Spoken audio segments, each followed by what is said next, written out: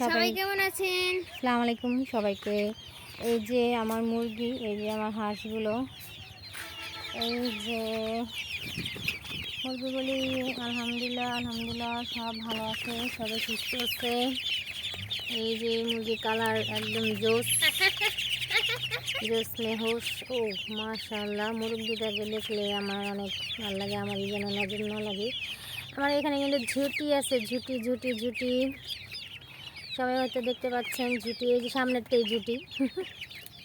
ওই যে ঝুটি দেখা যাচ্ছে।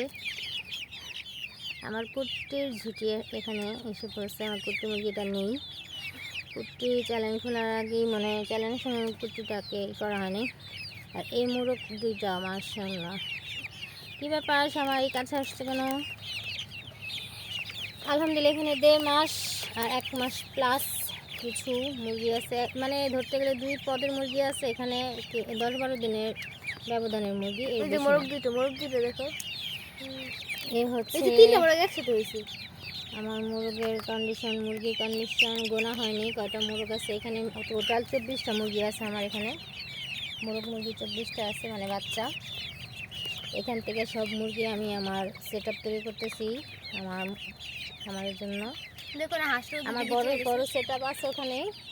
আর এগুলো হচ্ছে আমি নতুনভাবে আবার তৈরি করতেছি মুরগিগুলোকে, যেন ছোটো মুরগিগুলোকে সেট আপ করতেছি, যেন মুরগি দিয়ে ডিম উৎপাদন করে বাচ্চা উৎপাদন করে বাজারে বিক্রি করবো সে উদ্দেশ্যেই এই মুরগিগুলো করা।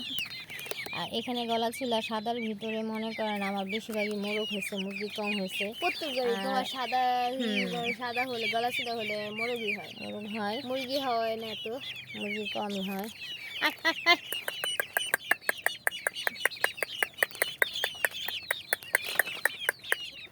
সবাই কাছে আসছে, সবাই কাছে আসছে। এই ঝুটকিটা অনেক সুন্দর, এই যে এইটা অনেক ফাইন।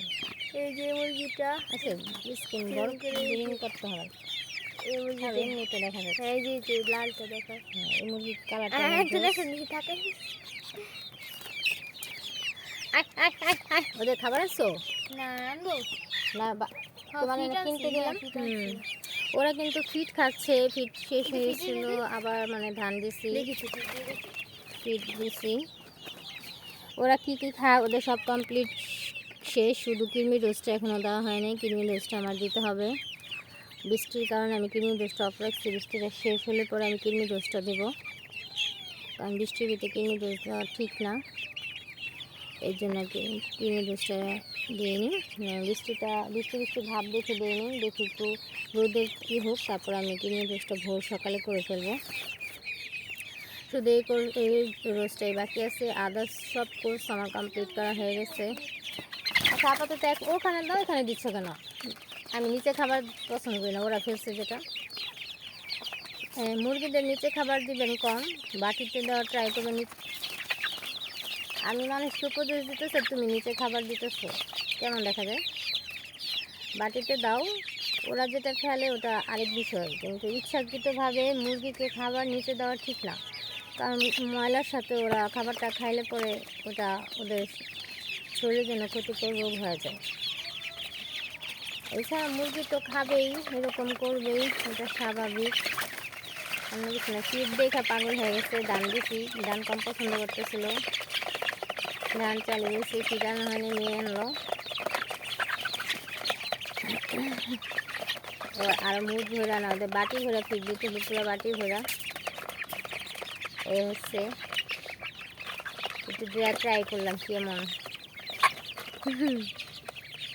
একদিন কালকে তো ফিড শেষ হয়েছে, কালকে খায়নি, বিকাল থেকে দেখে এখন ওরা পাগল হয়ে গেছে ফিড দেখে, বুঝতে পারছো?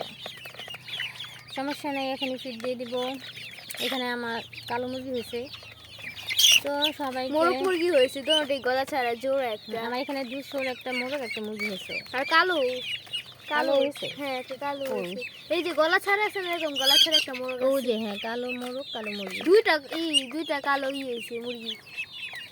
তো সুন্দর মধ্যে পালতে পারলে দেশি মুরগি খুব অনায়াসেই পালা যায়।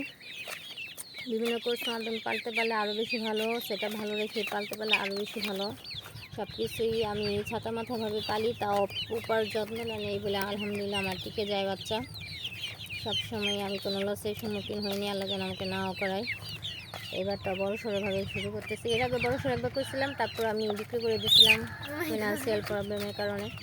এখন আবার মনে করেন আবার শুরু করতেছি। সবাই দোয়া করবেন, আর অবশ্যই যদি আমার ভিডিও ভালো লেগে থাকে সাবস্ক্রাইব করবেন, সাবস্ক্রাইব করে পাশে দেখবেন। খোদা হাফেজ সবাইকে।